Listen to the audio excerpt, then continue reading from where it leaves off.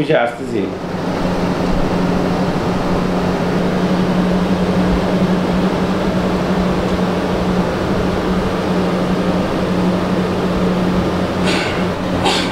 বিসমিল্লাহির রহমানির রহিম। আসসালামু আলাইকুম। আমি আলাউদ্দিন আহমেদ, বাহরাইন বিএনপির নবনির্বাচিত সাধারণ সম্পাদক। আমি আপনাদের মাঝে আজকে বাংলাদেশে যে জুলাই বিপ্লব শুরু হয়েছিল 2024 সালের 1 জুন থেকে শুরু হয়েছিল, যখন বাংলাদেশের প্রেক্ষাপটে সর্বপ্রথম আমাদের আবু সাঈদের বুকে ঝাড়ঝাড় গুলিতে যখন বাংলাদেশের সারা বাংলা বিশ্বসহ কেঁপে উঠেছিল, তখন আমরা বাহরাইন বিএনপির পক্ষ থেকে একটি প্রতিবাদ সভা করার চেষ্টা করি। তখনই আমরা দেখতে পাই মিডল ইস্টের মধ্যে ইউইতে, কাতারে, তারপর হচ্ছে আবুধাবিতে, তারপর হচ্ছে সৌদি আরব দাম্মাম একটা বিশাল বড় ধরনের আন্দোলনের শুরু হয়।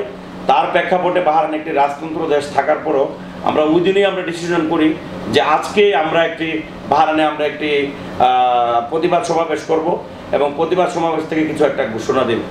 তো ওই দিনে আমরা রাতে অনেককে ফোন করার পরে আমরা বাহরাইন কেন্দ্রীয় স্বেচ্ছাসেবক দলের পক্ষ থেকে অনুষ্ঠানটা আয়োজন করা হয়। অনুষ্ঠানটা আমরা বাহরাইনের একটি স্থানীয় হোটেল বিরেজ বাংলা হোটেলে 19 জুলাই রাত 9টার দিকে আমরা অনুষ্ঠানটা শুরু করি। শুরু করার পরে আমাদের নেতারা তখন আমার জ্বালাময় বক্তব্য রাখে। আপনারা যদি জানেন 19 জুলাই কিন্তু বাংলাদেশে কিন্তু আপনার সেনাবাহিনী মোতায়েন করে, ওই দিন রাত্রে থেকে বাংলাদেশের সেনাবাহিনী মোতায়েন করে।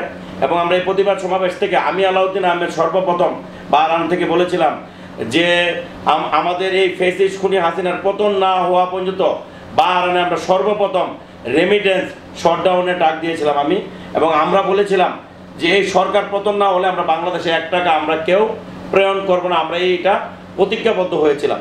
কিন্তু এই প্রোগ্রামটা শেষ না হতেই আমাদের কাছে বিভিন্ন পয়েন্ট থেকে, বিভিন্ন জায়গা থেকে বিভিন্ন ফোন আসা এবং কল আসা শুরু করে। আপনারা জানেন মিডল ইস্টের উপরে বিভিন্ন ধরনের সরকারিভাবে বিভিন্ন ধরনের চাপ প্রয়োগ হয় যাতে করে আমরা এইসব আন্দোলনে জড়িত না হয়। কিন্তু আমরা কখনোই পিছপা হয় নাই। আমরা প্রবাস থেকেও আমরা জোর দাবি করেছিলাম যে ফ্যাসিস্ট হাসিনাকে যে কোনো মূল্যে পতন করাতে হবে। আপনারা জানেন আবু সাঈদ, ওয়াসিম আকরাম, মীর মুগ্ধ যখন শহীদ হয় এবং বাংলাদেশে যখন কোমলমতি শিশুদের উপর যখন নির্বিচারে খুনি হাসিনা যখন এই গুলি বর্ষণ করে, এই প্রশাসনের মাধ্যমে হেলিকপ্টার থেকে গুলি করে, তখন আমরা আর ঘরে বসে থাকতে পারি নাই। আমরাও তো একজন মানুষ, এবং এই আন্দোলনে যদি বাংলাদেশের মানুষরা তারা দেশ থেকে যুদ্ধ করেছে, আমরা প্রবাস থেকে রেমিটেন্স শটডাউন দিয়েছিলাম। এবং আমরা প্রবাসীরা তখন কেউ ডিউটিতে যান, আমরা প্রতিনিয়ত আপনারা জানেন তখন বাংলাদেশের টিভি চ্যানেল সব কিছু নেট বন্ধ ছিল। আমরা CNN, আল জাজিরা, BBC এর মাধ্যমে আমরা বিভিন্ন ধরনের খবর সংগ্রহের চেষ্টা করি।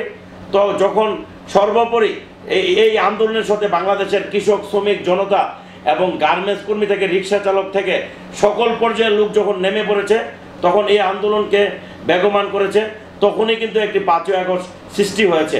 তো এই শহীদের যত শহীদ, আমাদের 2000 মানুষের শহীদের বিনিময় এবং 25,000 মানুষের পঙ্গুত্ব এবং অসুস্থতার বিনিময় যে নতুন আমরা একটি স্বাধীনতা পেয়েছি, এই জন্য যারা শহীদ হয়েছে তাদের প্রতি আমাদের শ্রদ্ধাঞ্জলি, যারা বর্তমানে অসুস্থ হয়ে আছে তাদের প্রতি আমাদের ভালোবাসা এবং তাদের সুস্থতা কামনা করি।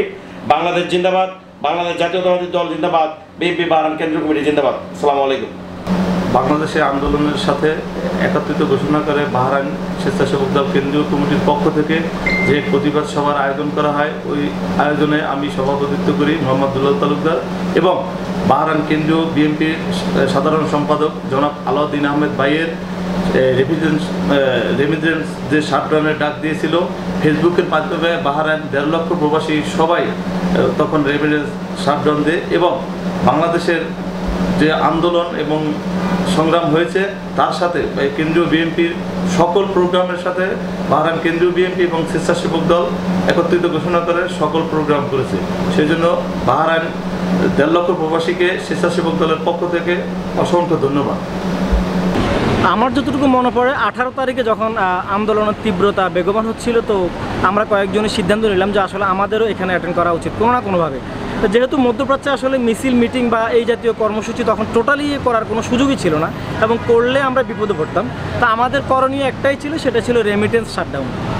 আমরা পরে ব্যাপকভাবে আমরা নিজেদের সোশ্যাল মিডিয়ার পেজগুলোতে আমাদের আইডিগুলোতে আমরা ক্যাম্পেইন চালালাম যেন আমরা প্রবাসীরা রেমিটেন্স শাটডাউন করার মাধ্যমে আন্দোলনকারীদেরকে হেল্প করা যায়।